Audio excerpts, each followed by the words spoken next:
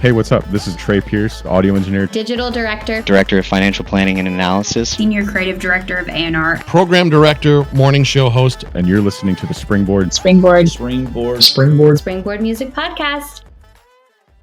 I was like, bet you didn't think that girl you met in South Carolina, that college girl in South Carolina, would end up being your publisher. And it was awesome because I got to celebrate numerous number ones with them and cuts and lots of success. I mean, I talk to those guys all the time and I love them and so proud of them. And, they've been with Jason for so long. And I think this will be like their fourth number one in a row with them when this one hits. And they're just doing so great.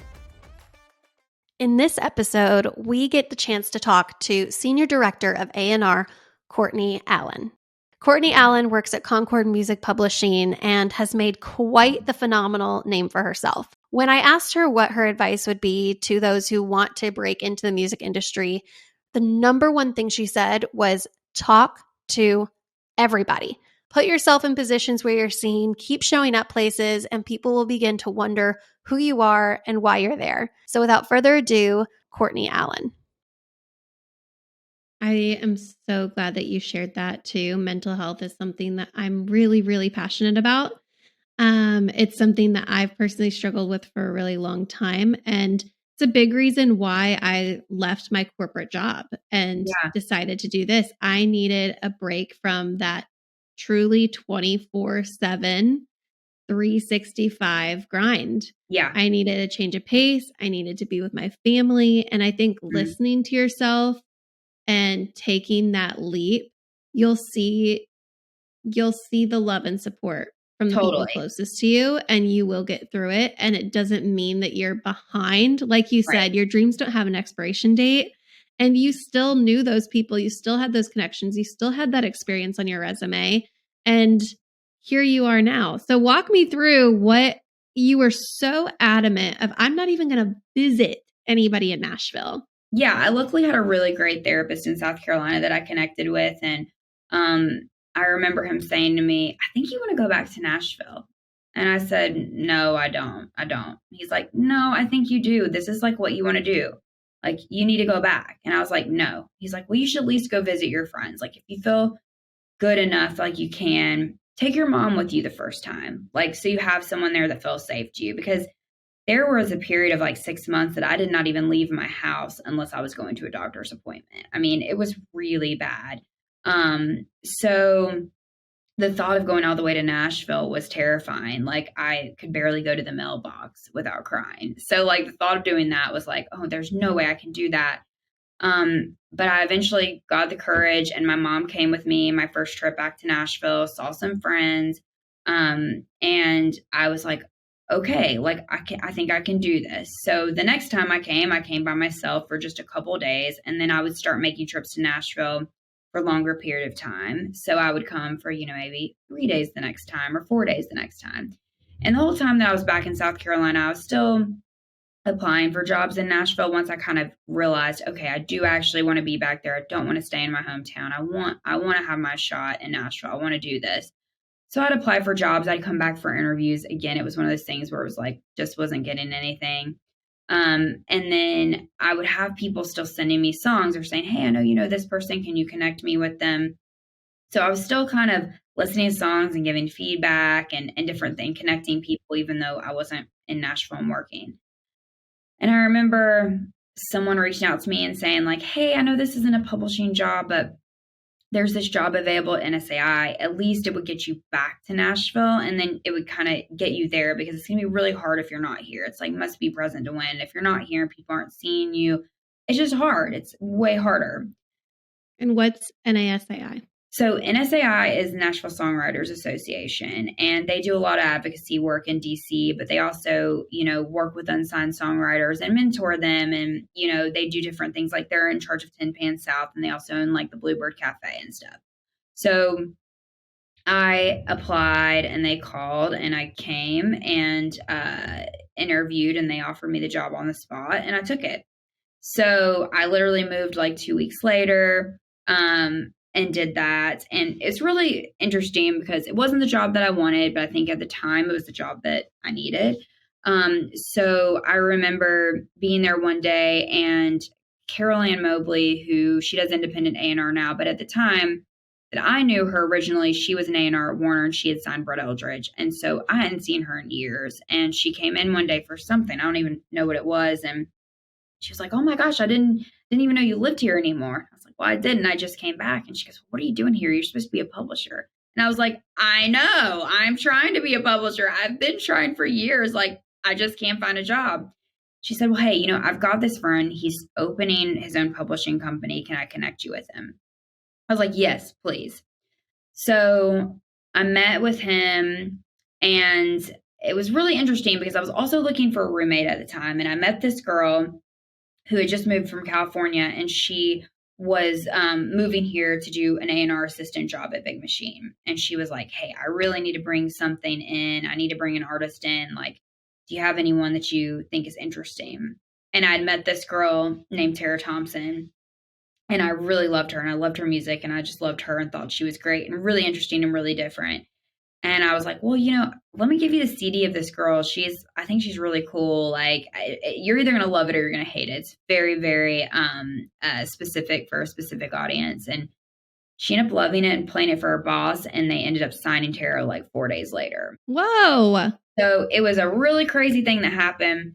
So because of that, a girl named Alex Klein, who is now a hit producer and writer, she works with Tenille Arts and just had her first #1 with her as a producer. I and love writer. Tenille Arts. Yeah, she's such a doll. I love her. So good. At the time, Alex was writing at Starstruck Entertainment, which during that time, Reba was there for management, Kelly Clarkson and Blake Shelton. And then they also had a small publishing company, but they had no one running it. So Alex went from having nothing going on really to now she was going to be producing an artist that was on Big Machine and had a bunch of songs with her. So she said to them over there, like, hey, this girl, Courtney, helped Tara get a record deal, and she really wants to be a publisher. We have no one over here. Like, we should hire her. We should have her over here. So I was meeting with Carol Ann's friend, and then I was meeting at Starstruck. But in my head, I was like, I'm not going to get either of these. Like, it's just the same old thing. And I remember talking to my mom and going, man, this really sucks to go through this whole process again and interviewing and feeling like they're going well. And then like, neither of them are going to offer me a job. And I remember my mom saying, well, what if they both offer you a job? And I go, that'll never happen. Well, I got offered the job at the one company, and then I got offered the job at Starstruck. Come on. And it was crazy because I think when I had met at Starstruck, they were like, we're really just not looking to fill this role immediately. And I was like, oh, it's okay. I get it. It's fine. And I ended up stopping back there. Like a few weeks later, Tara was recording at Starstruck Studios, and they asked me to stop by. So I did. And I remember Alex saying, you should go upstairs and say hi to Cliff, which was the guy that was like running it and who I'd met with previously. And she was like, you need to go talk to him. I'm going to tell him that you're getting this other job offer, because at the time I knew that I was going to be getting an offer from the other company. So I just popped upstairs, and she's like, oh, I just wanted to say hi. I just happened to be here. And he goes, well, gosh, I was just thinking about you, and I have someone I want you to meet. Come with me. So I said, okay. So we walked down the hall. We walk into this beautiful office, and he goes, hey, Reba, this is the girl I was telling you about at lunch today. And I was like, oh my God. Because I grew up idolizing Reba, and I'd put her on a vision board. And I was like, I don't care if I have to clean her toilets. I'm going to work for Reba McEntire one day.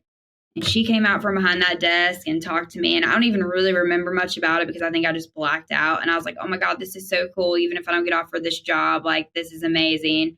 So talked to her for a few minutes, and the next day he called and offered me the job. I think because Alex was like, well, she's getting offered this other job. So, if you want to do it, you can't wait on it because she's going to be off the market. Because I was going to take a job. I was like, I got to get out at NSAI. I got to be a publisher. So, so I got offered both jobs. And of course, Reba, duh. So I took the job at Starstruck to run their publishing, which was small. And I think they were really focused on management. So after a few years there, I got offered a job at BMG and went there for 4 years before I got offered my job here, where I've been a little bit over a year. So it's kind of crazy. The crazy thing is also there's so many things that are like really weird and full circle. So when I was at BMG, I ended up being a publisher for Kurt Allison and Tully Kennedy, who were in Jason's band, who were the guys that I originally met when I was in college. That is you should so be in the music crazy. industry. So it's really. Did they remember you? Oh yeah, because we stayed in touch all the years. We had been friends, but I was like, but you didn't think that girl you met in South Carolina, that college girl in South Carolina, would end up being your publisher. And it was awesome because I got to celebrate numerous number ones with them and cuts and lots of success. I mean, I talk to those guys all the time and I love them and so proud of them. And, they've been with Jason for so long. And I think this will be like their 4th number one in a row with him when this one hits. And they're just doing so great. But yeah, like we had stayed friends and everything, but it's just so crazy that all those years later, we ended up working together officially in official capacity. And when I was ready to leave BMG and make a move, Concord had decided they wanted to really focus on the country space because they really have done a lot of sing and pop, but hadn't really been diving in on the country side. So they wanted to bring people in that could focus on that. So the funny thing about that is my boss now was my boss at Soundgarden. So Brad Kennard, who's my boss, was who gave me my internship all those years ago. So it's crazy. So never burn bridges. No. And gosh, I always joke with him that I was the intern that never went away because I would always be like, I want to work with you again. How can we do this? And so 15 years later, it's like, here we are working together. And now I'm like a real publisher and not an intern. So it's pretty crazy. It's pretty crazy, like just how things work out and how long it takes sometimes for things to work out. But, I feel like I'm happier than I've ever been. I'm in a position that I really love. I love this company. I love the writers. I love the people I work with. But it took a long time to get here. And, every job that I had that I didn't like or that things went wrong, I learned something and I grew from it. And I know that's why I'm equipped to do the job that I am now and why I appreciate it so much because I know what it's like on the other side. So, it's just crazy how things work out. Sometimes I think about it and just, it's just a God thing. It's nothing you could plan yourself. It's just crazy. And you hear stories like this all the time in Nashville of people just, being connected and reconnected and just things that didn't work out that ended up working out ultimately. So it's wild. Well, and to your point earlier, networking. It is truly all about who you know. And you did that without even living here to begin with. So you don't have to be in Nashville. Just show up to things and meet people and say yes to wise opportunities. For sure. I'm curious now at Concord, you are, I think it's Creative Director of A&R. Is that how you would say your title? Yes. Well, I guess it will depend on when this comes out because I'm actually now Senior Creative Director, but it just hasn't been announced yet. So you can hear it here first. Well, congratulations. I think by the time that is so exciting. By the time this probably comes out, it will be out. But yeah, so. But nobody else here Wow, knows. congratulations, Courtney. There you go. A little hot tip for you. Just some juice for you. My lips are sealed. Congratulations. From Thank even you. Just all that we've talked about today, it sounds like it is so well deserved. I'm so excited for you and for your team. I certainly appreciate it. That's for sure. I feel like I've worked for a really long time, really, really hard. So I definitely don't take it for granted. I'm very, very excited. So I'm curious. I think most students and most people who just have a subtle knowledge of the industry know of A&R, but know of it from a label side. Right. Can you explain, is there any difference between A&R for a label versus a publisher? Yeah, I think, A&R on the publishing side, we're looking for writers, but we're also looking for artists. So, on the label side, A&R is finding the artist and, maybe developing that talent, finding the songs for them. And that could be anywhere from like the creative direction, the branding of the artist. I mean, there's so many things that go into A&R on the label side that have nothing to do with songwriting. And from A&R side, on the publishing side, it's really just going out and cultivating and bringing in talent. And it doesn't have to be an artist. It can just be someone that's a songwriter or just someone that produces. But that is kind of like the main difference there is that, we really focus on the songwriting part of it. But if we're needed to step in on other things until they get a label team or a real manager or whatever that is, we can kind of wear all those hats too.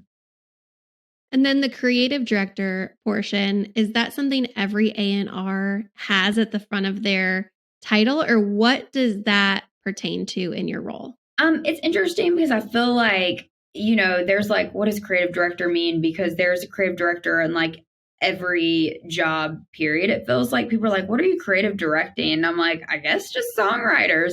But yeah, I think it's interesting because the A&R part, I think, is more universal as far as like, if you see someone in LA, they're like, I'm an A&R. A lot of times they don't say they're a publisher. They're like, I'm an A&R at Sony ATV or wherever it is. And I think it's interesting because I don't really ever say that. I'm just like, oh, I'm creative director or I'm a publisher. Or a lot of people say song plugger, but then some people get offended if they're called song pluggers. Like some producers get offended if you call them track guys. So, I'm like, oh, I'm a publisher or whatever. But yeah, it's interesting because ultimately we all do the same things. It's just different titles. Like, our creative coordinator does a lot of the same things that I do. Our creative manager does a lot of the same things that I do. It just changes as you move up the ladder. But we're all, signing people, booking co-writes, pitching songs. We're all doing all of those same things. So it's just basically, I think, just titles to give people titles to show the hierarchy, I guess. What is a common misconception about your job? Gosh, I think it's that all we do is like pitch songs and set up co-writes. There's so much more that goes into it. A lot of times we're therapists, we're having to talk writers off the ledge and really help keep them on a good, sane path, which I think is also so important to take care of yourself so you can help take care of your people too. One thing that drives me crazy, and this might not be exactly what you're asking, but people saying outside songs don't get cut, which means songs that an artist didn't write, because we are definitely in a world now where a lot of artists feel that they need to write their own material. And there's a lot of really talented artists that are really incredible writers. Tyler Hubbard is an incredible songwriter. Maren Morris is an incredible songwriter. There's so many, Taylor Swift, obviously, but there's people like Jason Aldean and Kenny Chesney, Tim McGraw, who don't write any of their material and, have very incredible, successful careers. You've got people like Keith Urban that is just going to cut the best songs. So, he didn't write Blue Ain't Your Color. He didn't write Stupid Boy, but there are plenty of songs that he's had that have been successful, like Waste of Time, that he did write. And I think, when you put out in the universe that it's impossible to get an outside song, it's already, you're already putting that in the world and convincing yourself and others that that's not possible. And I see it happen every day. Songs that are outside songs get cut. And I think it's something so important to share with writers and people in the industry, because I feel like so many people have that mentality. And then that can keep you from going and pitching songs. That can keep you from doing things because you've already convinced yourself that's impossible. It can keep writers from writing great songs with other writers because they feel like since there's not an artist in the room, there's no chance of it getting cut. And that's one thing that just wears me out. It's like the worst thing in publishing that people feel that way now. It is harder, but it's not impossible. And this is a hard industry. And if you're not willing to do the hard work, then you just shouldn't be doing it. But I feel a lot of people just take that mentality and accept it as fact, and it's just not. So if that's anything that, if a songwriter listens to this or someone that wants to be a publisher, pitch songs, keep pitching songs. It is so important, and it's hard and it takes a long time, and you got a lot of no's before you get a yes. But there are so many incredible songs that are out there that exist that would not exist if songwriters just didn't get together and write and didn't feel like they had to have an artist in the room to do that, or an artist had to be a part of it. So that's something that I feel is become a real common misconception, where it's like, oh, well, I've got to come in and write with artists to get the cuts.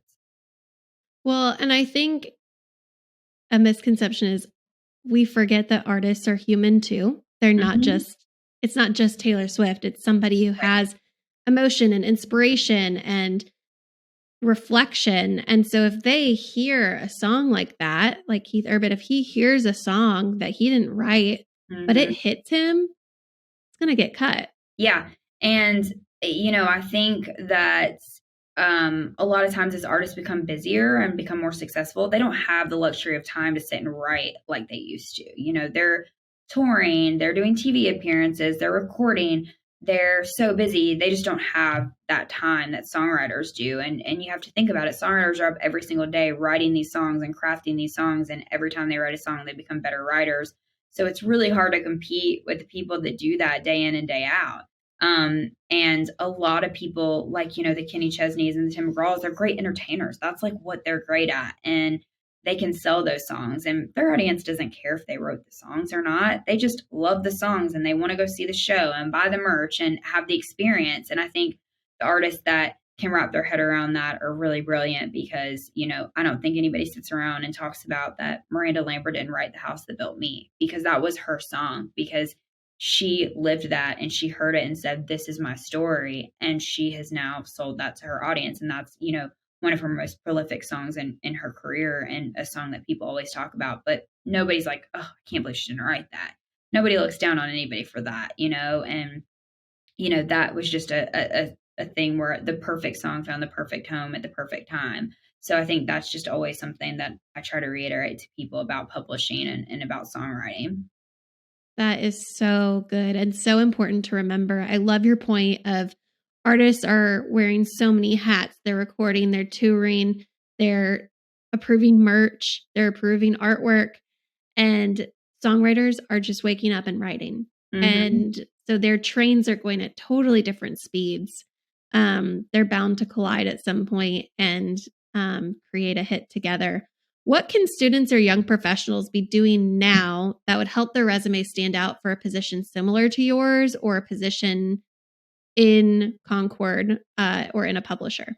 Yeah, I think you have to know what you're applying for. It's kind of crazy to me, even when I'm talking to songwriters like that are unsigned, and not all of them, but I'll have some where I'm like, oh, well, like, you want to write here, you want to get a publishing deal in Nashville and write for the country market. Do you listen to the country market? What are you listening to now? No, I hate everything that's on the radio. And it's like, well, I don't love everything that's on the radio either, but it's my job to be prepared and know what's on the radio, because that's how I'm going to be great at my job. And that's how I'm going to help my songwriters be great at their jobs. And it's so crazy to me to think about going into a job interview and not knowing where you're interviewing and not knowing anything about the company. And that's basically what you do when you don't educate yourself on what the market is and who people are. It doesn't mean you have to be a fan of it. It doesn't mean you have to love it. Of course, it's great if you do.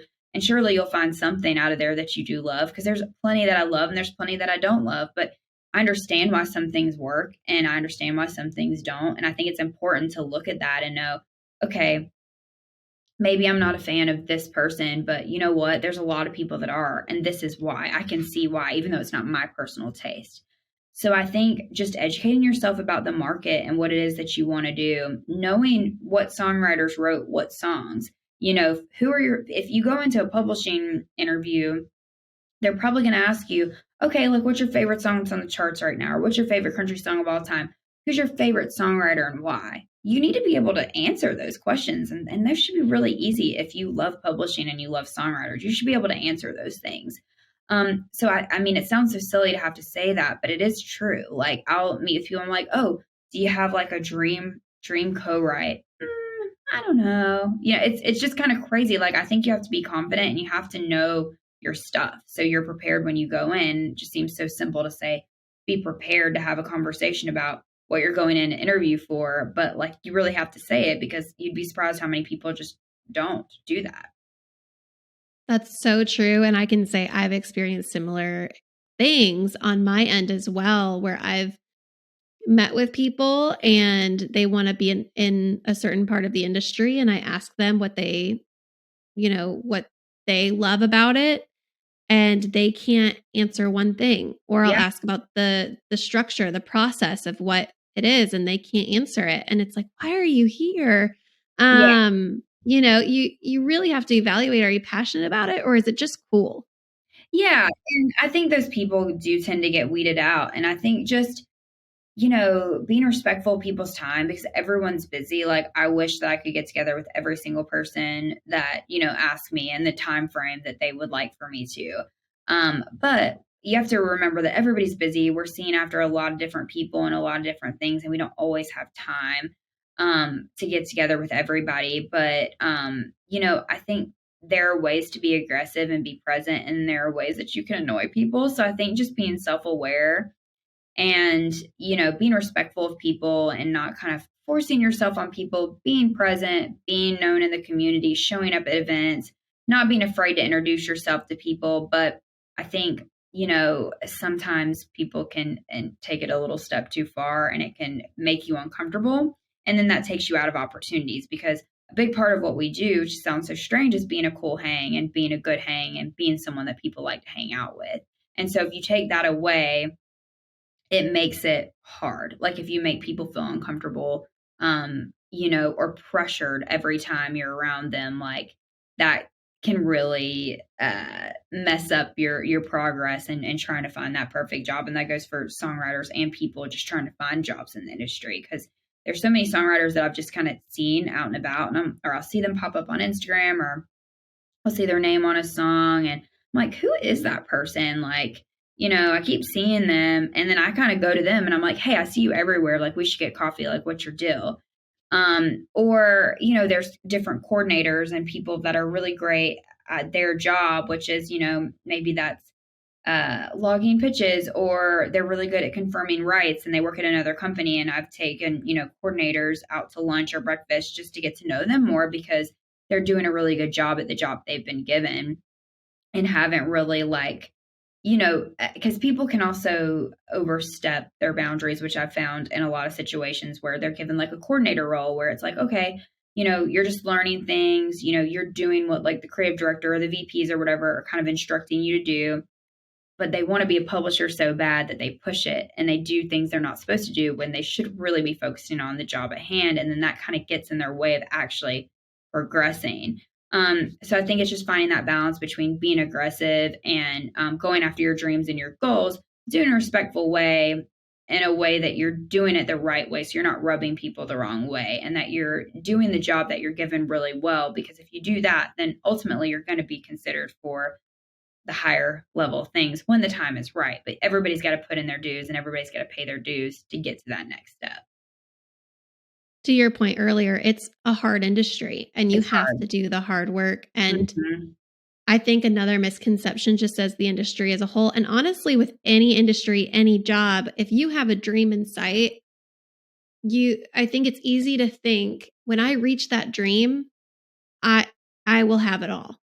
And it's like, no, you're still going to have to wake up and deal with stressful emails, and you're still going to have really frustrating conversations, and you're still going to have to use a lot of brain power to create plans. You will never stop doing the hard work no matter where you are. So you might as well learn how to do it from the beginning. Oh, for sure. And honestly, it's when you're given the opportunity that the hard work really, really starts, because then you've got to be like, okay, now I have this. Now I've got to do it. So I tell writers, I'm like, you think the hard part is getting the publishing deal, but really that's when the clock starts ticking, because you're in a contract and we've got this amount of time to make something happen so we can keep working together. And so you're successful. So really, it's like, it is really hard getting that opportunity. Once you have it, it's not when you go, okay, it's all happening. It's like, that's when you have to go, I got to prove myself. And same with getting a job. It's like, it wasn't enough just to be a publisher. I had to prove that, like, they made the right decision by hiring me. Like, and I keep that in mind every day. It's like, how do I keep being the best version of myself? And I'm a very competitive person with myself and with others. So like, I'm very much like, I want to be number one. I want to win. I want to be with people that want to win. And if there are people around that don't have that same mentality, that doesn't really work for me. Like, I want to be with people that want to be the best. And I think that's the only way you're going to succeed, is if you have that mentality that you want to be number one and you want to do everything you can to give yourself the best opportunities. Like, I want to go to bed at night knowing that I did everything I could that day to set my writers up for success. And there's no plan B for these people. So you are literally handed someone's career in someone's dream, then most of them wanted to be a writer their whole life. And you can't take that for granted, and you can't take it lightly. It's a big deal. It's a big responsibility. So even if you get to the end of the deal with someone and maybe it hasn't worked out the way that you hoped that it would, because a lot of this is so unpredictable, you want to know that you did everything you could to give them that shot. And maybe it's the next deal that those seeds that you planted start growing. Maybe you're lucky and it happens while you're still working together, but you definitely don't want to ever look back and say, God, I didn't work hard enough for that person, or I didn't push them enough, or we should have done this and we didn't. You want to know that whenever you walk away from a deal, or they walk away from a deal, that it's still in a loving way, where it's like, you know what, this relationship just didn't work out. We didn't get the results we hoped that we got, but we worked our asses off and we worked so hard for this. And like, it may not happen today, but I know you're going to be successful somewhere, wherever you go. So a lot of times it's so much about timing, and you just don't know when things are going to happen and when the stars are going to align for someone. But at least you can walk away knowing that you did everything you could to help that person get to that next point where they're going to be successful. It sounds like a lot of grit. It sounds like a lot of relationship, a lot of pressure, a lot of responsibility, also Definitely. a lot of reward. Would you say that you're living the dream? Gosh, it's a weird question. I feel like I'm happier than I've ever been. I feel like I get up and look forward to my job every day, and I don't have a lot of friends like from home and stuff that can say that. You know, to me, it's really meaningful. I feel like I've gone through a lot, and I'm doing exactly what I've always wanted to do. I'm with people that respect me and care for me, and that I respect and care for. I have writers that I love and believe in, and that trust me and believe in me. And I mean, I just don't think I could really ask for much more. Maybe a husband in a mansion in Belmead, but other than that, I'm doing pretty good. We all want the mansion in Belmead. Yeah.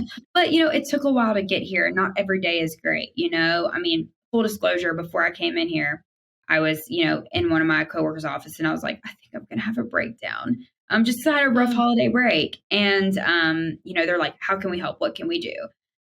And tomorrow I'll be okay. But, you know, I just had a rough morning. But bad days don't mean you have a bad life. And I think that's important to remember, because with what we do, it's such a roller coaster of emotions. And I'm a very sensitive person. I take this stuff to heart because this is my life, and I care so much about the people I work for and what I do, that when things don't work out the way that I hope they would, I take it really hard. But also when things do happen that are good, it feels amazing. Like, I love it. So, you know, you take the good days with the bad, and everybody's entitled to a bad day, and everybody's entitled to a hard day. But when the good things happen, you know, it does feel like you're living the dream. I mean, to be able to work with people that you love and do a job that you love and that you're passionate about, and you hear a song on the radio that you pitched, or a song becomes a hit and you set up that co-write, or you see someone get a record deal or their first #1 or get a great opportunity. I mean, it's just like, there's nothing like it. And you're like, oh my gosh, I can't believe it. And sometimes it's even getting outside of Nashville. It's like being home and hearing one of those songs on the radio. And because sometimes you're like, oh, this is all in Nashville. And it's like, no, it's everywhere, but you don't realize it because Everywhere. you're still in trouble. And people will be like, oh, I saw you post a picture with this so-and-so artist. And I'm like, oh, you know who they are? Because sometimes it's like, you forget when you're working with these new artists, and as they grow and become more successful, you're like, oh, actually everyone knows this person now. It's crazy, because I've known them from when nobody did. So, you know, sometimes you think what you're doing is kind of small, but really it does reach so many people, and it does change lives. Like when you see people have their first #1 and they're able to propose to their girlfriend because they have the money for it, or buy their first house, or buy a car, or just be like, oh my gosh, I did this. I've been working for so long for this. And just to see that happen for them is incredible. And I remember being at the very first #1 party I ever went to. And I remember the publisher saying on stage to the writers, when your dreams come true, my dreams come true. And that has stuck with me. I mean, I could cry just talking about it, because I thought, oh my God, if I could just have one moment like that, that I helped someone's dream come true, that because of the work we did together, and because I took a chance on them and they took a chance on me, this amazing thing happened that completely changed the landscape of their career and changed their lives and changed their families' lives. If I could just have one moment like that, it would be worth all of this. And I always think about that And I don't know why that just hit me so hard when I heard her say that. And, now those moments have happened and have happened for people that I've worked for, and getting to celebrate someone's first #1 with them, that I signed to their first deal, or a dream cut for someone that, I pitched, or, even if I have nothing to do with it and they're just signed to me and maybe someone else pitched it or someone else put together a co-write or they did it themselves. It's just so cool and so amazing that out of all the no's you get and all the hard things that you go through to get there, that it actually happened and came to fruition.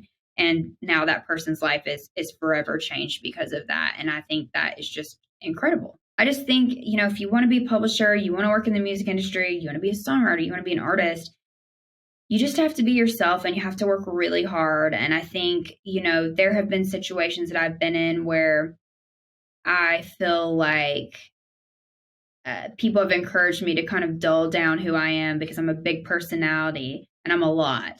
And that's not for everyone. But I've found that the more I'm myself, the more I'm accepted, and the more I find the right people, and the more that people are drawn to me are the kind of people that I want to be around and I want to work with. And the one thing you have to offer people that nobody else can is yourself. No one is the same. Everyone is different. And you just have to be you, the good, the bad, the ugly, and the people that love you are going to accept that. And you're going to find the right spot for yourself because so much of it is personality and a fit. And you just have to work hard every day, and you have to work harder than anybody else. And you can't even drop that for a second. Every single day, you have to work hard for the people that are depending on you. And it's recognized in the community. And when you work really hard, people know who those people are that work hard, and you're going to attract the right kind of people if you do those things. Here is a little fun fact. If you believe in what we're doing at the Springboard Music Podcast and you would love to contribute in some way, please, please, please do not hesitate to leave a review or share about the podcast on your Instagram. Those are free and it takes only about 30 seconds to do, and it goes a long way.